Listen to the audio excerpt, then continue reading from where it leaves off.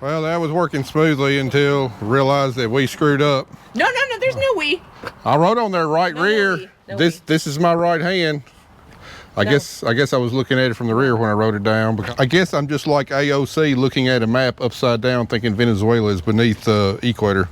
You need to learn your right from your left, okay? This is left. This is right. I didn't hear you telling me that, hey, that's on the wrong side.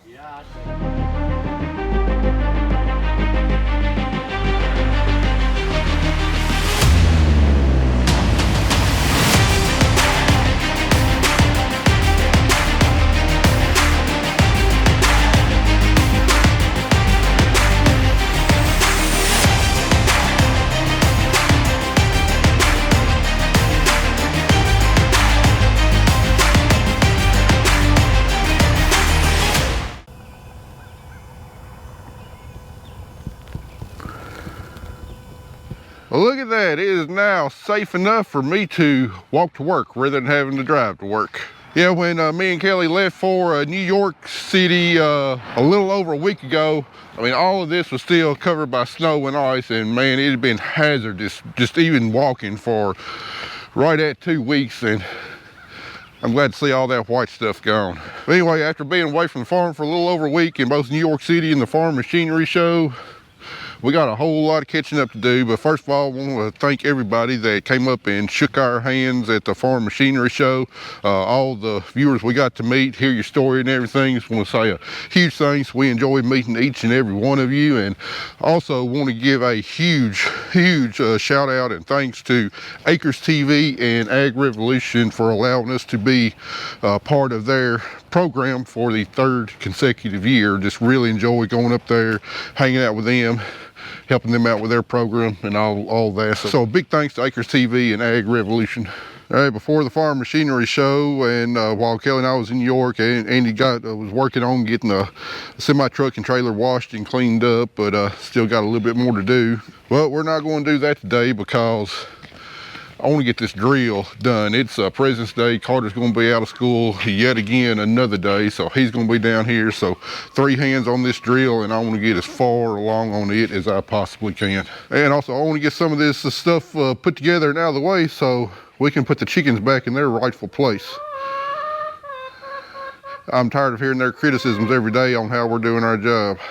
All right, Andy had to remind me where we was at on this project, but anyway, this is the last gang of units here, and mostly stripped down. Haven't done much fixing on it, so we're going to go through and just do what we done to the other 3, replace bearings and seals in the hubs, go ahead and get our drill fix where the seed boots go, get our main arm bushings cut out and new ones pressed in, and then we'll bring you back. We'll show you what these closing wheel and press wheel bushings and stuff look like and how we replace them.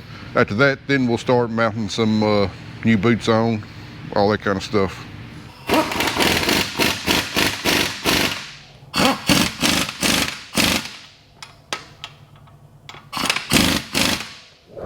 All right, we now got this one down to where we got all the rest of them. So now the last thing we got to upgrade on them is the bushings inside of our closing wheel arms and also our press wheel arms, and then we can start putting everything back together.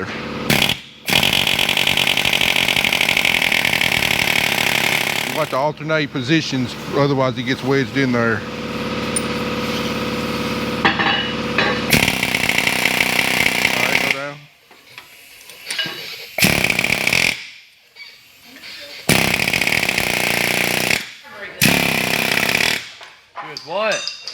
All right, all of them knocked out, the holes cleaned up, and anyway, the bushing kit right here from Needham Ag, well, we're missing one seal, but you got 2 bushings and then you got 2 seals that go on the outside. So we just use a nice little tool that they got to run these bushings in enough to where we can fit the seal on the outside and do the same thing on the other side. And I don't think John Deere comes standard with the seals. I think, if I'm not mistaken, they just come with like metal bushings, whatever.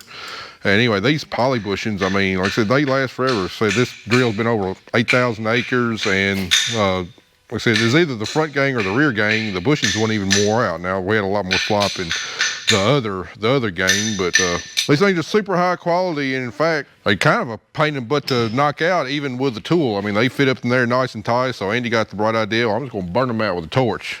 He couldn't even melt these things with the torch. I mean, they're just virtually indestructible. I don't know if you can see that line right there, but it's a real nice gauge. So you use this tool to knock it in there until the line is right there at the edge, and that lets you know you've knocked it in just far enough to leave a little room to put the seal up in there.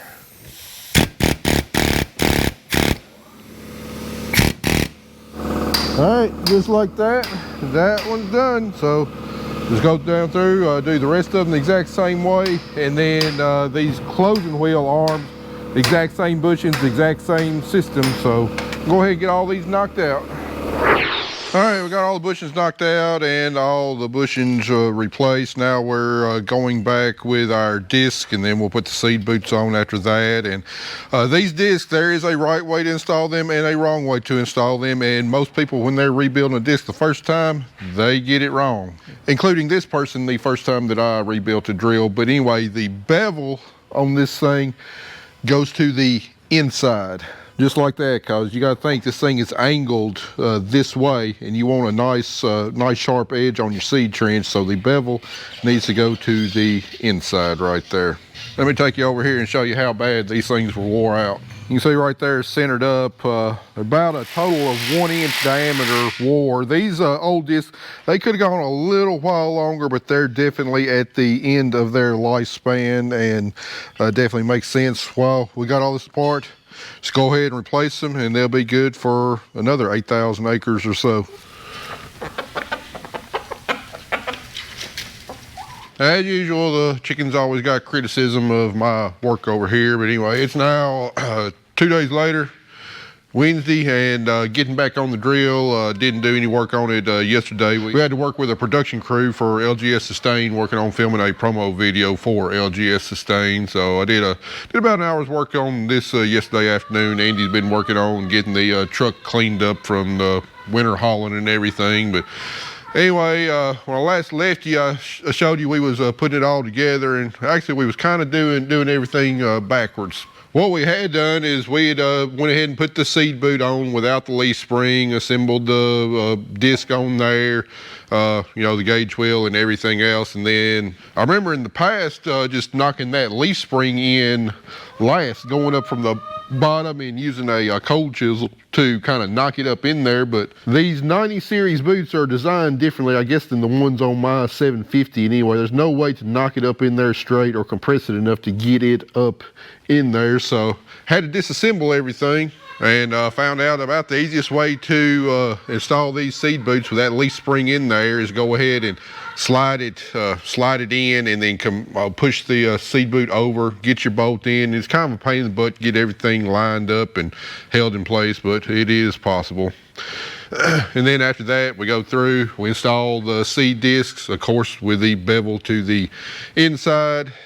Then we go in, install our press wheel, our closing wheel, and then our gauge wheel. So anyway, I'm gonna get the rest of this one completely assembled, then I'll bring you back when we bring the next one in here and show you just exactly how I get the seed boots on the easiest way. I mean, wouldn't really say it's the easiest way. I mean, it's the easiest way, but it's not an easy way. They're kind of a pain in the butt, and I can't imagine trying to get these seed boots on with it still on the drill and without taking, you know, the blade and the gauge wheel off and all that kind of stuff. All right, Andy finally got the truck cleaned up, and me, Kelly, and Andy finally got 25% of this drill done and ready to go back on the drill. I won't say it's been a labor of love, but it's been more like a labor of hate. I don't remember it taking this long to completely go through one of these, but it's been 7 years, so my memory has probably faded. Can you imagine doing all this with this thing still on the drill? We did do that with it still on the drill. I don't even want to think about that. I think the worst part was changing these out. Because you had to do these and then line them up right. Remember that? That was a good time. That was a long time ago. That was a good time. All right, well, let's get this rank out. Before we get the next one in, we're going to get rid of our visitors. It's warm enough they can go back outside where they belong. Oh man, it's like our shop doubled in size now that we got the chickens out of there. But anyway, we got our second gang in here. We got all the bushings changed for the press wheels and closing wheels. Now ready to start assembling it. And we found out the easiest way to do this is to assemble in order. We'll go on with the seed boot, then we'll go on with the disc, then we'll go on with the press wheel, closing the whole closing wheel assembly, and then finally the gauge wheel. All right, Andy, let me show you how to do it. All right, first thing doing when putting these drill fix bushings in, make sure it's not sticking out too much one side or the other. Otherwise, it's going to be really difficult to get this seed bush or seed boot on. I know I had to go back and re-knock some of them this way, but anyway, we put our spring in there alongside next to the seed boot. And then this is, you really kind of need like 3 hands.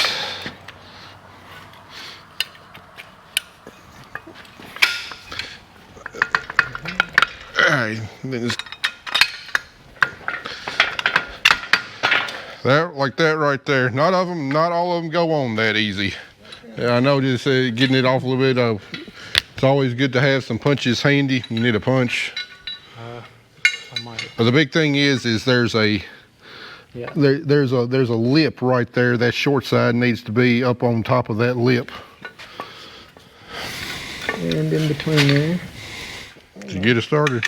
There it is. Maybe. It helps if you hold your tongue the right way. Yeah, I think I was looking the other direction or something. You only got it halfway there. You gotta get it through the bottom hole. There's one on the other gave me a fit.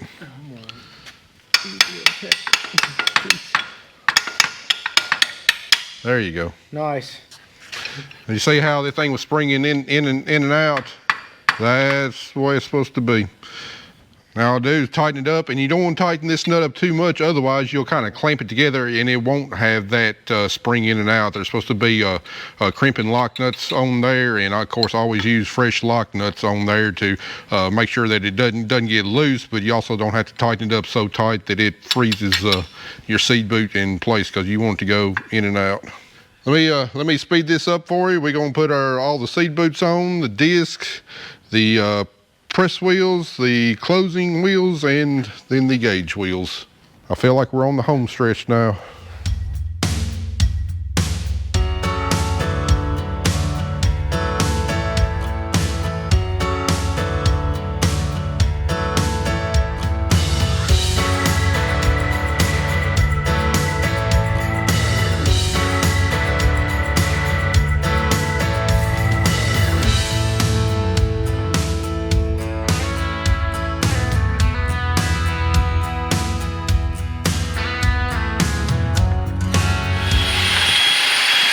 Well, we were making dang good progress this afternoon until we got to putting some of these seed tubes back in the boots, and I can't remember where I bought these boots from. I know they're not from Shoop. I know they're not from Needham Ag.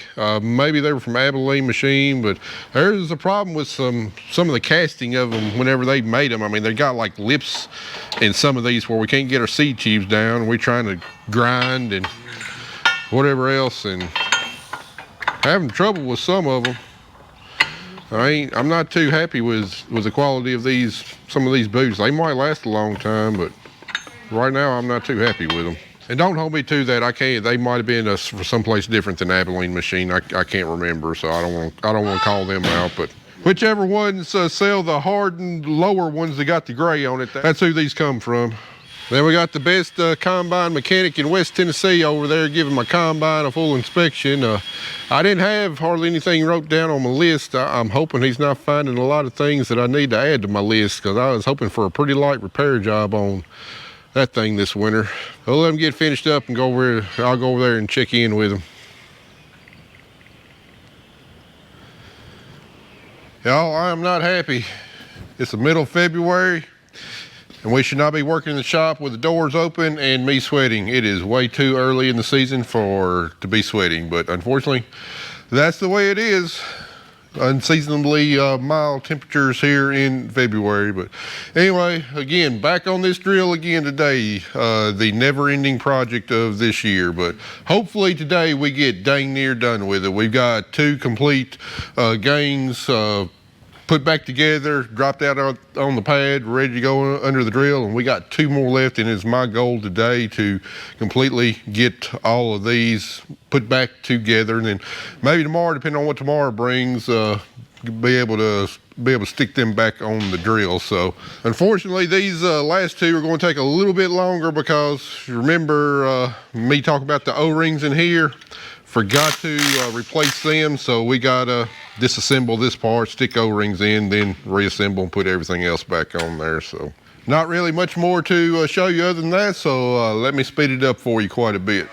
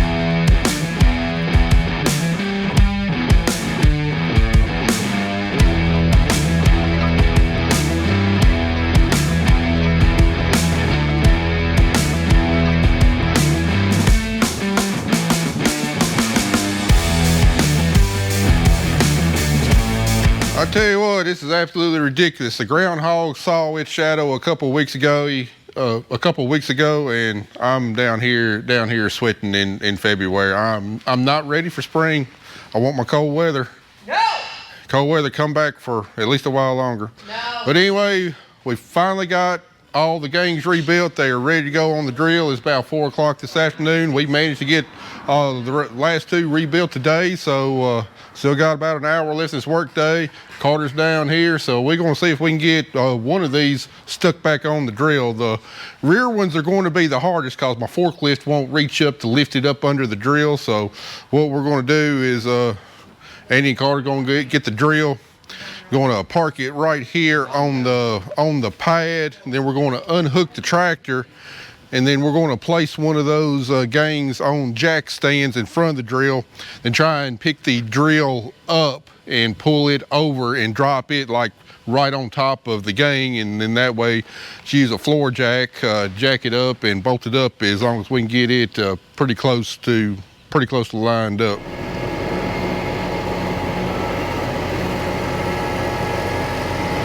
All right, before we go to putting the gang, we're going to make another adjustment that's a lot easier with all of this empty. We're going to adjust our feed cups. All right, we got our gate closed all the way, and if you look right in there, you know, there's not any of this fluted seed roll sticking out through here, but then if you look around through here, like this one, that fluted seed cup is sticking out that way a little bit.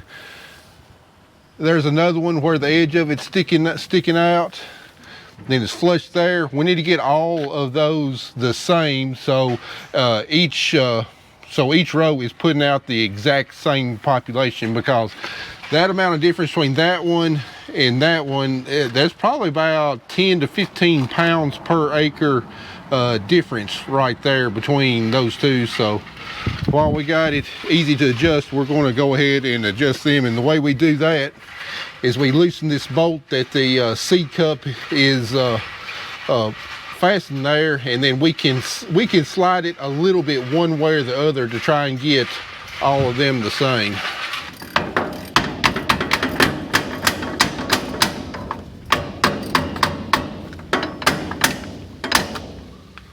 All right, put it tight up while I hold it.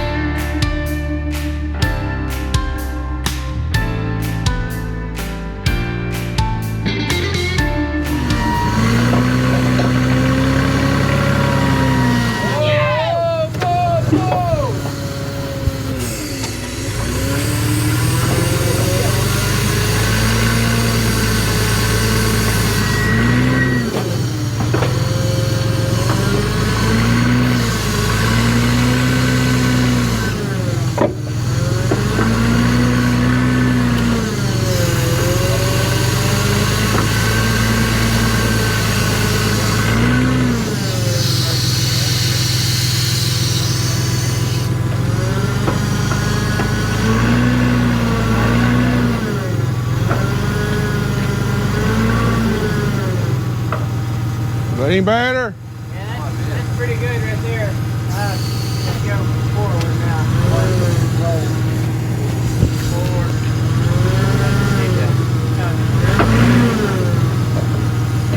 You're good, you're good. All right, turn, flip, Carter, flip that bracket on that other side, on the outside, flip it up.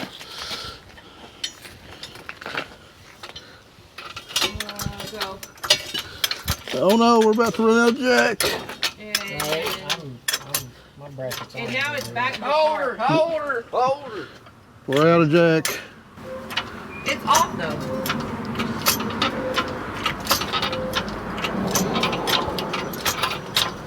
How far off are your holes? That far off. About 17 inches. On a quarter inch. Here it's completely off. No, it's not that bad. It's not that bad? What's that? What's that? Half an inch? Oh, he's gonna kick it. Watch out. Oh! You got a lot of confidence in that jack. Andy's like,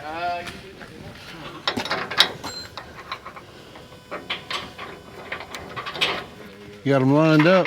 Oh yeah. Kinda. Well, that's a hard part's done. All right, Carter, crawl under there and get that center bracket. There's no Wait. there. No, wait, because the bearing's over there. Who wants to admit it? Well, that was working smoothly until I realized that we screwed up. No, there's no we. I wrote on there right No, rear. no This is my right hand. I guess I was looking at it from the rear when I wrote it down, because our bearing right there that our middle clamp support goes on is supposed to be right there. So this one goes on that side. There's no we. Admit it. So I'm calling it a day. Yeah, that's on you right there. That's on you. We'll do this again tomorrow. You want to take it out, or No, we'll leave it right here. it looks good at least. That way I can remind myself in the morning when we come out It looks good. to trust Andy, because you said, wasn't the gauge wheels to the outside? Well, like, no, that's the way it lines up. I got wrote on there right rear. The But here, incorrect it's right. like this though. This is your right. It's the incorrect And we're on right the side. left. Hey, Andy, should we do right, left? Right? Right? Left. I'm gonna go home and have a beer. I guess I'm just like AOC looking at a map upside down thinking Venezuela is beneath the equator. You need to learn your right from your left, okay? This is left. This is right. I didn't hear you telling me that, hey, that's on the wrong side. Yeah, I said it multiple times. I wasn't here when you guys took it apart, or I would have. And it says right. Anyway, cut. All right, fresh off of our disastrous ending to yesterday where I really screwed up. We back on this again. Before we get to that, got a couple pretty big announcements. For one thing, we got our sprayer out up here because we need to get wheat sprayed. Unfortunately, we had a little bit of rain come through last night, and don't know, maybe this afternoon we might be able to get to the field. But anyway, that sprayer, we just made our last payment on that. So that was our last outstanding equipment loan. So right now we're free and clear of all of our equipment. We're debt free on our equipment. Now, we're not completely debt free. You know, we still got operating line of credit at this. Well, we'll probably always have that. We still got a outstanding loan on number 4 grain bin. Got another 5 or 6 years on that, and then of course we got the farm payment, land we bought several years ago. That's going to be a while. But as far as equipment goes, we are completely debt free, and let me tell you, that's a good feeling. That's $27,000 every year that can either go towards profit. It can go towards, most likely it'll go towards saving for, you know, whatever our next upgrade is going to be, or if we have another disaster year, you know, it's just $27,000 less dollars I'm not responsible for. So also the grain markets, well, the soybean and the wheat markets have actually been easing up a little bit. Corn markets, what I really need to go up right now, because I hadn't sold all my corn. Unfortunately, it hadn't eased up, but soybean markets have eased up and wheat markets have eased up, and we've actually contracted pretty fair amount of soybeans, a little over $11. And also last 2 days, I contracted about half of our expected wheat production. And you know, I covered our projections in a previous video, and said I hope to get 575 for our wheat, but I thought at that time that was pretty optimistic. Didn't see much hope in wheat rallying, but it has rallied a little bit, and we got about half our production sold for 573 a bushel and 583 a bushel. So and we're going to be aggressive with future sales if the price keeps on easing up a little bit, because I don't really expect it to be long term. So anyway, got that several bits of good news to report. Pretty pleased. Anyway, now hopefully we'll have some more good news to report here in a few hours where we got this problem solved.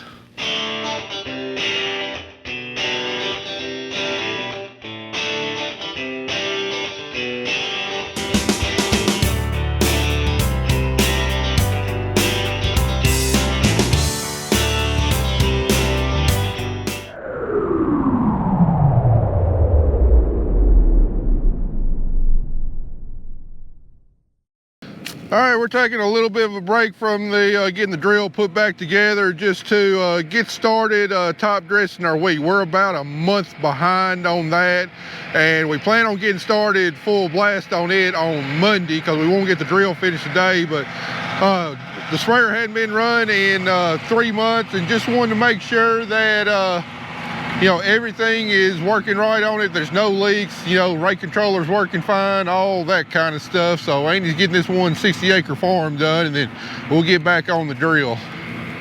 And like I said, we're about a month behind on getting this put out from what we normally are. And on the next video, when we do our spraying, I'll cover extensively my thinking behind it, how we're changing things up a little bit, and how we're adjusting from being a month behind, you know, strictly due to the weather. All right, back over here on this drill, we found out this morning that not only can I not tell my left from my right, I cannot tell my front from my back either. So that gang of units over there is what we originally put on the what I thought was the right rear. Yesterday that was wrong, so this morning we moved it over to this side on the rear. We found out it didn't line up over there either. Come to find out, that gang of units over there is a front unit, but I wrote rear on there. I don't know what the heck I was thinking. So I got 2 sets of my units here backwards. So anyway, this is the one that is definitely supposed to go in the right rear or left rear, depending on which way you're facing the drill. So all we had to do, we had to swap out the seed tubes, because you've got front and back seed tubes. So now, as soon as Andy gets done spraying, this one is ready to go up under there, and we'll go from there. So in the meantime, while I'm waiting on him, I'm gonna go ahead and replace all the rubber flaps on here that hold the seed tubes in place. And we're also going to get our gates calibrated and all set to the same width to make sure we're putting out an even rate.